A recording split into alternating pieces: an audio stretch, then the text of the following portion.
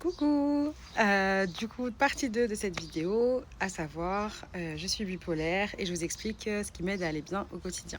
Pour ma part, je suis bipolaire depuis 10 ans, donc j'avais 20 ans, j'en ai 30 aujourd'hui, donc j'ai quand même appris, entre guillemets, à voir venir les phases, les gérer, etc. Mais surtout gérer les entre-phases, donc les phases où je suis stable et moi-même.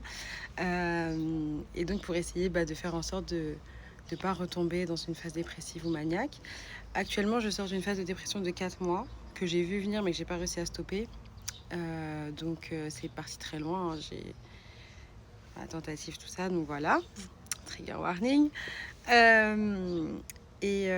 Pour le coup, là, j'ai très peur de remonter en phase haute, forcément. Actuellement, me considère stable, mais comme forcément, comparé à il y a un mois, je suis beaucoup plus accélérée, beaucoup plus joyeuse. Je sors, je vois des gens, j'ai des projets. Donc voilà, j'ai toujours peur que ça parte trop loin, trop haut, parce que là, mon projet, par exemple, de reprendre sa petite enfance pour devenir Adzem, j'ai pas envie que ça se transforme en je suis la reine du monde et je veux devenir présidente. Enfin voilà, c'est parce que ça peut aller jusque-là. J'essaye de calmer un peu tout ça, de temporiser, de me garder des temps calmes. Donc voilà, ça c'est ce que je fais pour essayer de limiter le fait de remonter en phase haute.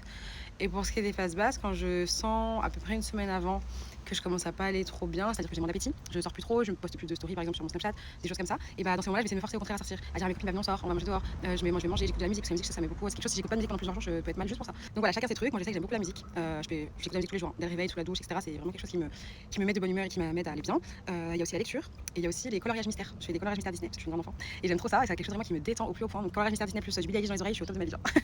Donc voilà, après comme je dis, c'est chacun ses trucs, et ce qui m'aide aussi beaucoup, forcément, c'est mon entourage, parce que j'ai une super famille, des super amis.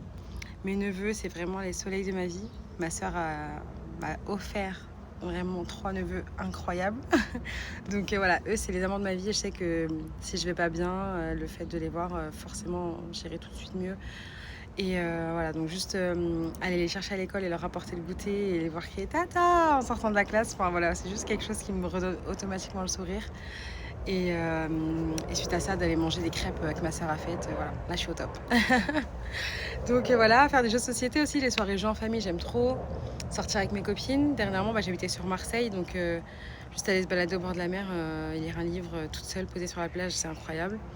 Bon, là je suis sur Nantes, donc c'est plutôt dans des parcs, mais voilà, juste ça, c'est juste sortir, prendre l'air, voilà, des écouteurs dans les oreilles, un livre, un podcast, voilà. En fait, chacun ses trucs. Trouvez ce que vous aimez, ce qui vous fait du bien, et essayez de l'appliquer au quotidien et de l'appliquer par rapport à vos phases. Donc voilà, chaque personne est différente, chaque personne a des personnalités, des passions différentes, et chaque bipolaire aussi est différent, donc chacun ses phases, etc. Voilà, moi je sais que je trouve en tout cas que chaque bipolaire a, en fait, la pathologie, c'est notre personnalité de base qui est quand même renforcée. C'est-à-dire que moi je suis très sociable, etc. Donc dans mes phases de dépression, je me coupe totalement du monde, et dans mes phases d'euphorie, je sors tout le temps, je suis tout le temps avec du monde, j'organise des fêtes chez moi avec 40 personnes, alors que j'ai pas un château, hein. Donc voilà, c'est vraiment ma personnalité de base, je trouve, qui est soit renforcée, soit complètement éteinte. Je pense que c'est à peu près tout, je vous ai à peu près tout dit.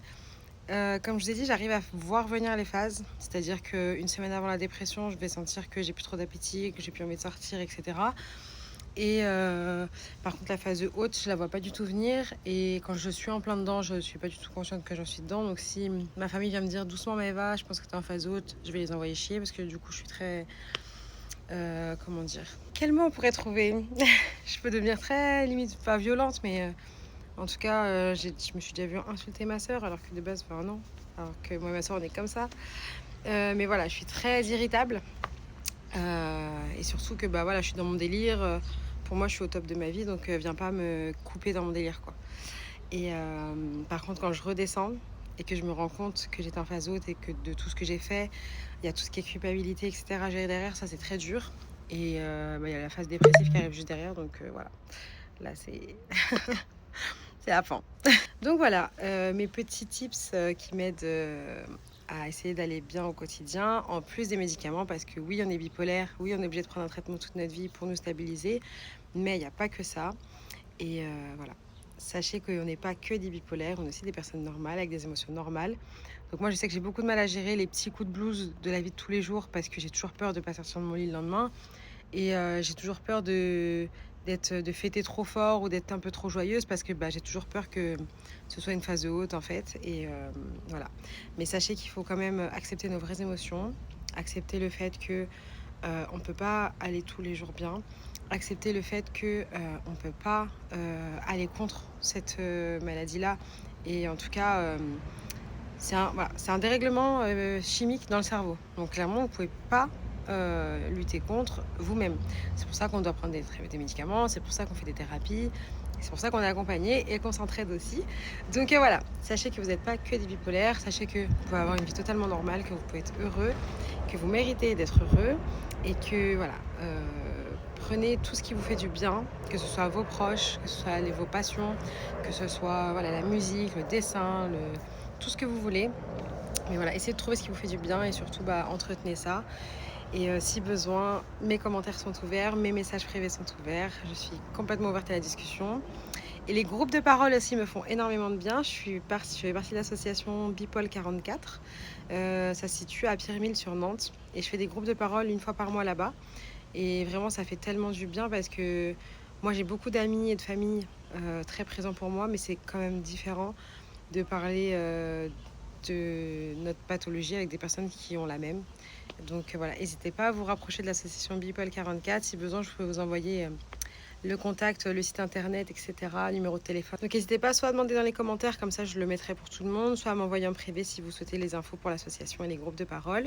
À savoir qu'ils font aussi des ateliers d'écriture et d'art-thérapie, et qu'il y a des balades régulièrement organisées, des randonnées, tout ça, et que aussi on essaie de se faire des petits restaurants de temps en temps. Et il y a un groupe WhatsApp aussi sur lequel on est tous, sur lequel on échange, on partage des petites infos, des nouveaux livres, des choses comme ça.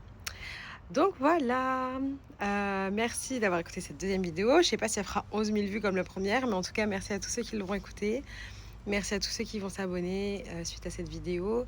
Et je vous dis rendez-vous dans la prochaine. Et pour vous faire un petit teasing, le thème de la troisième vidéo, du coup, ce sera mon histoire en 2 minutes. Je vous raconterai ma première phase, mon hospitalisation, les phases qui ont suivi et qui ont fait que on a réussi à diagnostiquer la bipolarité et comment j'en suis arrivée jusque-là 10 ans après, à vous faire des vidéos sur les réseaux sociaux.